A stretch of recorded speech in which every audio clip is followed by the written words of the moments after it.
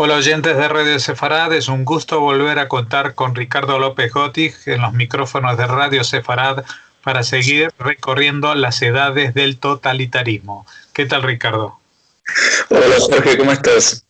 Muy bien, bueno, hoy nos vamos acercando, como es lógico, cada vez más en el tiempo. Ya estamos prácticamente a finales del siglo XX, en la última década, y una de las historias que nos conmovió a quienes estuvimos en esa época eh, fue la masacre, el genocidio, en realidad, que hubo en Ruanda. En realidad fueron en Ruanda y en Burundi, ¿no?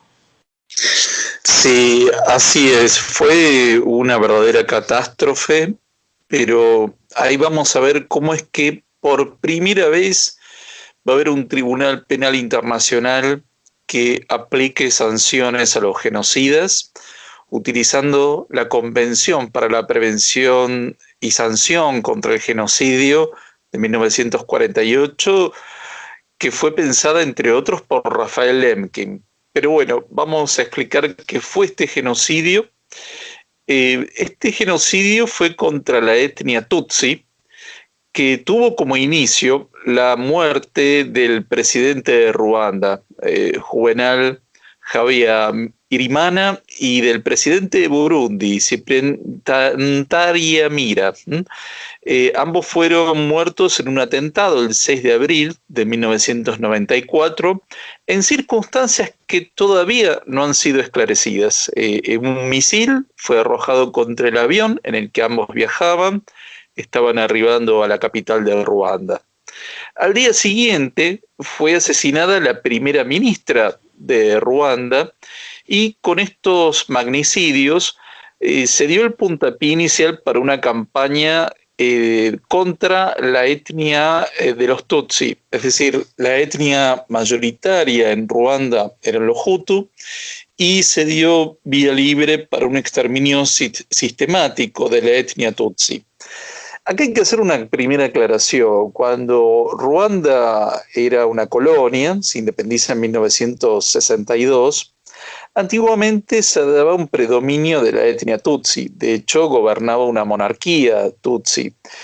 Pero siendo la etnia mayoritaria los Hutu, bueno, ahí hubo un golpe de Estado en 1973 en el que toma el poder Habyarimana en un golpe de Estado. Esto provocó una gran migración de Tutsis a los países vecinos, sobre todo Uganda, en donde se formaron guerrillas para recuperar sus posiciones en ese país. Lo cierto es que ya había una guerra civil intensa desde 1990, pero en 1993 se llegó a los acuerdos de Arusha para compartir el poder entre los Hutu y los Tutsi. Y en ese contexto, esto es muy importante, la Organización de Naciones Unidas ha desplegado 2.500 efectivos de los cascos azules para acompañar ese proceso de paz, que obviamente fue interrumpido con estos magnicidios que señalamos previamente. Ahora, lo que ocurre a partir de estos asesinatos es que la fuerza paramilitar Hutu llamada Interahamwe, se había formado ya en 1990 y estaba liderada por Robert Kayuga. Entre abril y julio de 1994, estos grupos Hutu, extremistas en el poder, comenzaron una política de persecución y asesinato de los Tutsi, llegando a matar en esos meses, se calcula, unas 800.000 personas, mayoritariamente de la etnia Tutsi, pero también hubo Hutu y de la etnia Tua entre las víctimas. Es decir, que acá lo que luego se prueba en los juicios del Tribunal Penal Internacional para Ruanda es que hubo una decisión de exterminio sistemático y deliberado, ¿no? Que esto es clave para entender el concepto de genocidio. Para deshumanizar a los Tutsi, desde los medios, sobre todo desde la radio, se los llamó cucarachas, y a esta política de exterminio, que era básicamente a machetazos, es decir, que no estamos frente a una política de exterminio como las que hemos visto anteriormente y sobre todo con la Shoah de un exterminio de carácter industrial. Acá estamos viendo una política de asesinato a machetazos con estos grupos armados, y a esto hay que sumar la migración de unos 2 millones de refugiados a Uganda, Tanzania, Burundi y al país que antiguamente conocíamos como Zaire, hoy República Democrática del Congo. Se calcula que al entonces Zaire migró más o menos 1.200.000 personas en esos meses. A esto hay que sumarle 1,5 millones de desplazados internos, miles de mujeres violadas, se calcula unas 200.000 mujeres violadas, como parte de la política de exterminio y destrucción de la identidad tutsi, muchas de las cuales quedaron embarazadas. Y además se consideraba como traidores a la raza Hutu a quienes habían contraído matrimonio con los Tutsi. Acá estamos viendo algo muy parecido a lo que vimos la política antisemita de la Alemania nazi, el tema de los matrimonios mixtos. Bueno, las masacres se realizaron en iglesias, en aldeas, en lugares de refugio, y el Consejo de Seguridad de las Naciones Unidas retiró, en medio de esta situación de violencia, a los cascos azules. Es decir, que en lugar de buscar darles un mandato de protección a la población civil, los retira. Bueno, lo cierto es que en junio de 1994, Francia interviene con la Operación Turquesa o Turquoise de ayuda humanitaria.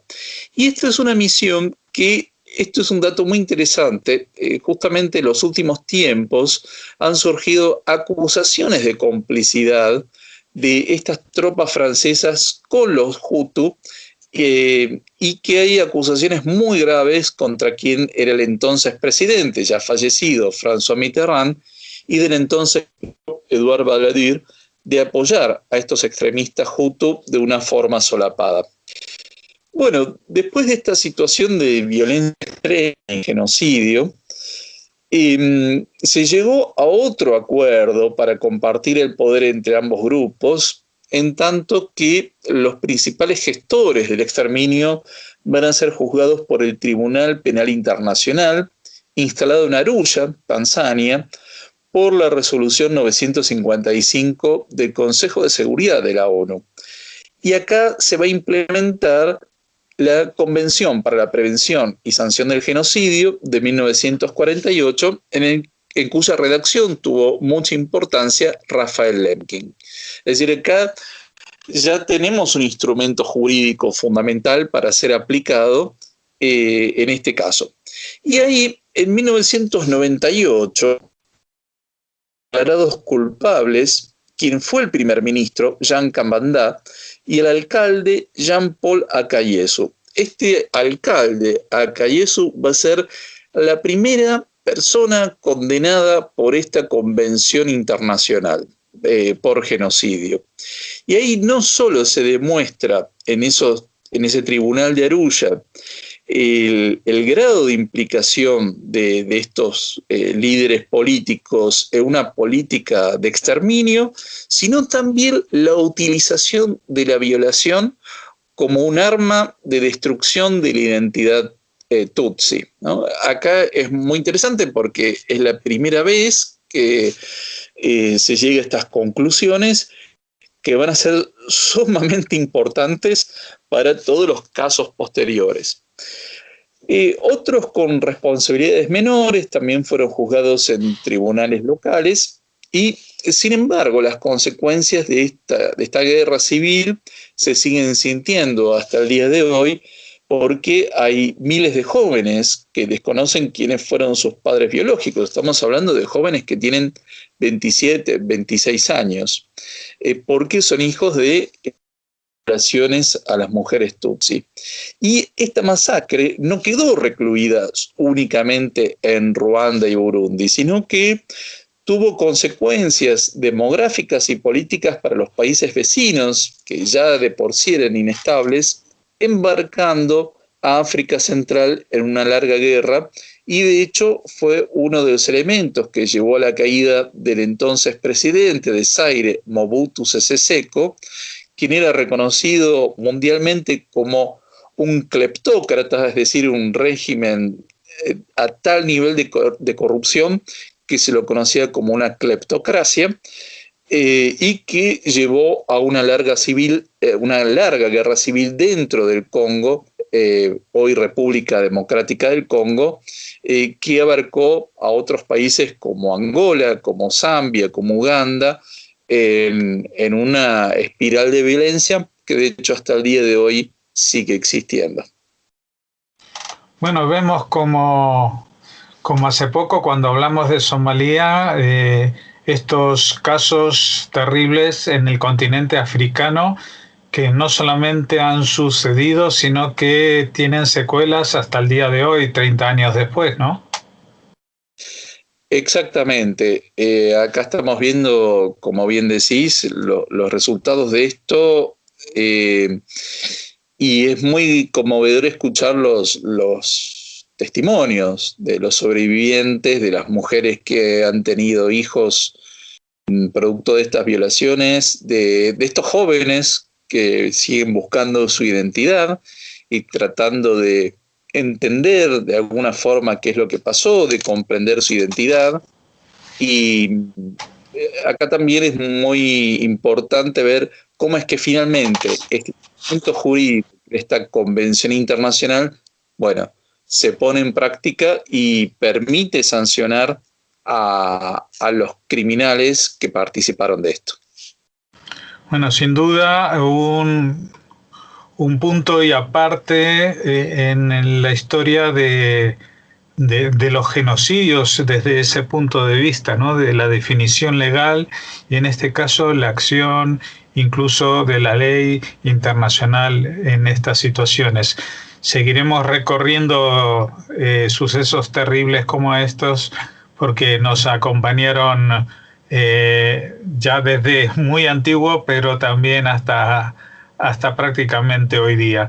Así que seguiremos necesitando que tú nos guíes por estas edades del totalitarismo. Ricardo López Gotis, muchas gracias.